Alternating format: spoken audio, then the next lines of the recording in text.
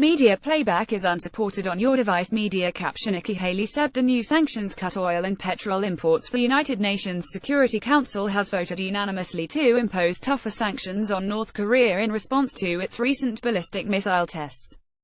The USD-drafted resolution includes measures to reduce the nation's petrol imports by up to 90%. China and Russia, North Korea's main trading partners, voted in favor of the resolution.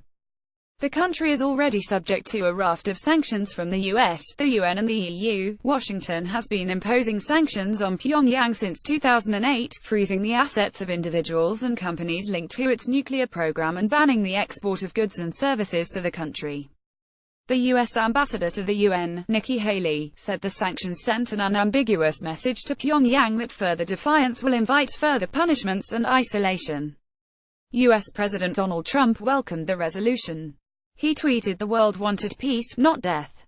Chinese envoy Wu Haitao said the vote reflects the unanimous position of the international community on the issue of North Korea's weapons program. The Chinese Foreign Ministry described the situation on the peninsula as complex and sensitive and called on all sides to exercise restraint and make active efforts to ease tensions. What are the new sanctions? Tensions have risen this year over North Korea's nuclear and missile programs, which it has pursued despite pressure from world powers to stop.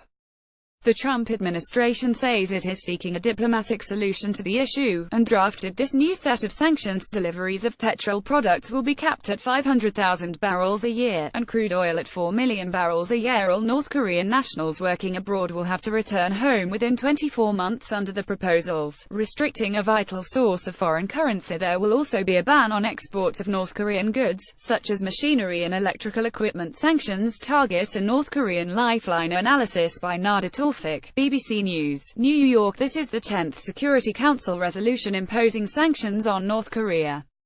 None yet has convinced Kim Jong-un to abandon his nuclear program, but diplomats hope this resolution will bite hard enough to change the country's path, or at the very least, restrict its ability to carry out additional nuclear and missile tests. These strong new sanctions, passed with China's support, show the growing concern of the international community to the threat posed by Kim Jong-un. President Trump specifically asked President Xi to cut oil to North Korea, believing it would be a pivotal step. According to the U.S., North Korea imported 4.5 million barrels of refined petroleum in 2016. This resolution now caps North Korea's supply to 500,000 barrels a year, a nearly 90% cut to a vital lifeline for Pyongyang.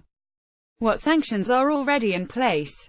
Last month, the U.S. unveiled fresh sanctions against North Korea, which it said were designed to limit the funding for its nuclear and ballistic missile programs. Media playback is unsupported on your device. Media caption. North Korea says the latest missile is capable of reaching Washington, D.C. The measures targeted North Korean shipping operations and Chinese companies that trade with Pyongyang. The UN also approved new sanctions following North Korea's nuclear test on the 3rd of September. These measures restricted oil imports and banned textile exports, an attempt to starve the North of fuel and income for its weapons programs. Have previous sanctions worked? The U.S. has been imposing sanctions on North Korea for more than a decade with little success. In fact, North Korea has said fresh sanctions will only make it accelerate its nuclear program. It has continued to test nuclear and ballistic missiles despite these recent examples of UN pressure. The 30th of November 2016, UN targeted North Korea's valuable coal trade with China, slashing exports by about 60% under a new sales cap. Exports of copper, nickel, silver, zinc and the sale of statues were also banned. What happened next?